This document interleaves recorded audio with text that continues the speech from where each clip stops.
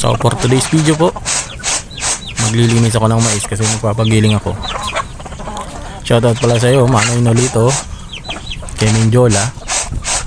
Sa kanya galing to, itong mais na to. Swap daw kami sa manok. Yung favorite color niya, yung black. So yan. Yun o, ito yung linis na. Tapos ito yung hindi pa, may mga 7 kilos pa to. Next time naman yan, ito 10 kilo, rekta na agad dito kay ate. Ate nang ipagiling. So bali 10 kilo, 5 piso daw ang ano dito, ang pagiling. Nagtanong din ako sa iba, 5 piso lang dito. Dito na lang, medyo malapit. Ayun, binuhos na ni ate. At sabi niya may dumi pa raw. Anong klaseng linis daw ang ginawa ko. Tayo, tinahipan ko lang yan te. Wala na.